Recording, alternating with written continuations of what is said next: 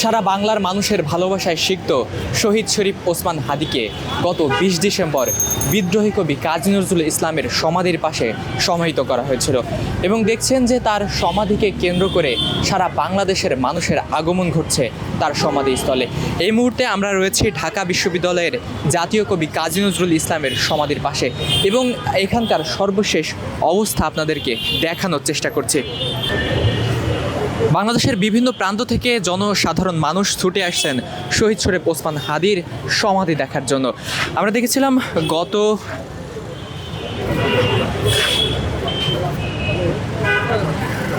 গত ২০ ডিসেম্বর শহীদ শরীফ ওসমান হাদির জানাজা সম্পন্ন হয়েছিল মানিক মিয়া এভিনিউতে। সেখানে দেখেছিলাম সাধারণ মানুষের ঢল।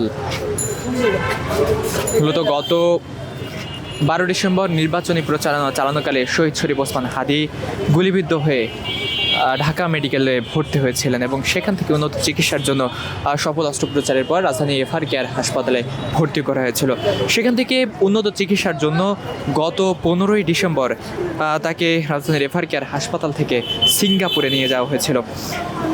তবে চিকিৎসা চলাকালে সেখানে তিনি মৃত্যুবরণ করেন এবং পরবর্তীতে ১৯শে ডিসেম্বর তার মরদেহ বাংলাদেশে এসে পৌঁছেছিল।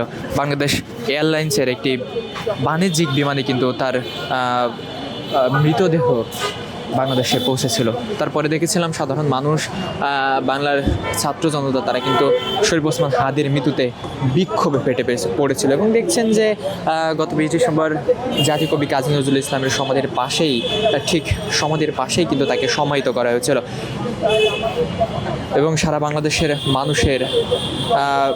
বাংলাদেশের বিভিন্ন প্রান্তের মানুষ কিন্তু ছুটে আসছেন শরীফ ওসমান হাদির সমাধি একটিবার দেখার জন্য। আমরা একটু কথা বলার চেষ্টা করবো এবং জানার চেষ্টা করবো তারা আসলে কেন এসেছেন। আমি আসছি মিরপুর ১৬ আসন থেকে। কেন এসেছেন?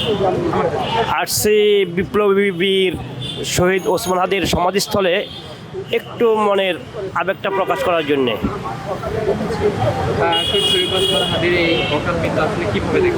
এটা দেশের জন্য অপূরণীয় একটা ক্ষতি, মহা ক্ষতি। কারণ বীররা দিনে দিনে প্রতি ঘরে ঘরে জন্মায় না, এরা যুগে যুগে দু একজন করে আসে। আর জালিমার জুলুমবাজরা এদেরকে শেষ করার জন্য সর্বদা লেগে থাকে। আর এই জালিম এবং জুলুমদের হাত থেকে দেশকে রক্ষা করতে হলে জাতিকে ঐক্যবদ্ধ হওয়ার বিকল্প অন্য কোনো পন্থা নাই, অন্য কোনো ওয়ে নাই, অন্য কোনো রাস্তা নাই।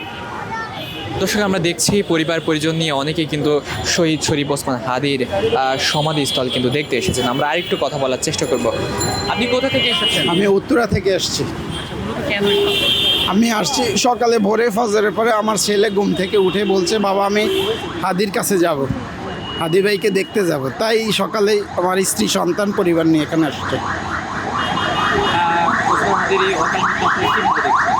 খুব মর্মাহত। আমি আমার দেশবাসীর কাছে, বর্তমান সরকারের কাছে এবং যারা আমাদের দেশে আইনশৃঙ্খলা বাহিনীর মধ্যে রয়েছেন সকল সংস্থার উদ্দেশ্যে বলছি, আপনারা এই দেশের মানুষ, আজকে আপনারা এখানে আছেন, কালকে থাকবেন না। এ দেশের মাটিতে ঘুমাতে হবে। কি পরিচয়ে ঘুমাবেন শুধু এতটুকুর দিকে আপনাদের নজর করার জন্য আমি বিশেষভাবে অনুরোধ জানাচ্ছি। আজকে যেমন আমাদের হাদি ভাই একটা ইজ্জতের সহিত, সম্মানের সহিত এই জমিনে শুয়ে আসছে। আমরা তাকে চিনি না, কোনো দিন আমি দেখিনি, কিন্তু তার দেশপ্রেমিকতা দেখে আমরা এখানে আসছি। আমি চাই আপনারা সবাই দেশকে ভালোবাসেন, দেশের সাথে আর মির্জাফরি করবেন না। দয়া করে আপনাদের কাছে অনুরোধ জানাচ্ছি, আপনারা এর থেকে সরে আসুন, এই দেশটাকে ভালোবাসুন, সবাই মিলেমিশে এই দেশটাকে গড়ে তুলুন। ইন্ডিয়ার তাবেদারি করবেন না। এই দেশটাকে একটি সোনার দেশ হিসাবে গড়ে তুলতে বেশি সময় লাগবে না যদি আমরা সবাই মিলেমিশে কাজ করি। তুমি এখানে কেন এসেছো? বলো, সুন্দর করে বলো। হাদি ভাইকে দেখার জন্য আসছি। বলো। দর্শক, দেখছেন সারা বাংলাদেশের বিভিন্ন প্রান্ত থেকে সাধারণ মানুষ কিন্তু ছুটে এসেছেন রাজধানীর এই শরীফ ওসমান হাদিকে যেখানে সমাহিত করা হয়েছে সেখানে। আমরা একটু কথা বলার চেষ্টা করবো এবং তার থেকে জানার চেষ্টা করবো আসলে তারা কেন এসেছেন। কোথা থেকে এসেছেন? আমি আসছি নারায়ণগঞ্জ থেকে। কেন এসেছেন? আসছি শরীফ ওসমান হাদির কবর দেখার জন্য। একজন বাংলাদেশের লড়াকু দেশপ্রেমিক, বর্তমান বাংলাদেশের একজন আজাদি ছিল। আজকে সে বাংলাদেশকে ভালোবাসার কারণে, ভারতীয় আধিপত্যবাদের বিরুদ্ধে কথা বলার কারণে, প্রেমের যে অগ্নিস্ফুলঙ্গ তার ভিতরে ছিল, যার কারণে তার কণ্ঠস্বরকে রোধ করার জন্য যারা হত্যা করেছে তারা দেশদ্রোহী, তারা এ যুগের মির্জাফর। আমরা চাই যে হাদি হত্যার সুষ্ঠু তদন্ত এবং বিচার হোক, এবং একজন খুনি প্রকাশ্যে দিবালোকে খুন করার পরে কিভাবে বাংলাদেশ থেকে সে চলে গেল, এটা বাংলাদেশের চরম ব্যর্থতা। যে একজন মানুষের জীবনের মূল্য কোথায়, একজন দেশপ্রেমিক মানুষের জীবনের মূল্য কোথায়? এভাবে কি শেষ হয়ে যাবে যারা বাংলাদেশের স্বাধীনতা এবং সার্বভৌমত্বকে টিকে রাখতে চায় তাদের জীবন? এভাবে কি শেষ হয়ে যাবে যারা বাংলাদেশ চায়, যারা বাংলাদেশের মাটি এবং মানুষকে ভালোবাসে, তাদের জীবন শেষ হয়ে যাবে? তাই যারা সরকারি পদে আছেন, দায়িত্বে আছেন, তারা বাংলাদেশের 18 কোটি জনগণের জীবনের নিরাপত্তা নিশ্চয়তা দেওয়া তাদের দায়িত্ব এবং কর্তব্য। দর্শক, গত 12 ডিসেম্বর দুর্বৃত্তের গুলিতে আহত হয়েছিলেন শরীফ ওসমান বিন হাদি এবং পরবর্তীতে 18 ডিসেম্বর তিনি মৃত্যুবরণ করেন। তার মৃত্যুতে সারা বাংলাদেশের মানুষ কিন্তু মর্মাহত হয়ে পড়েছে এবং সারা বাংলাদেশের মানুষের ভালোবাসায় সিক্ত তিনি হয়েছেন। শহীদ ওসমান বিন হাদি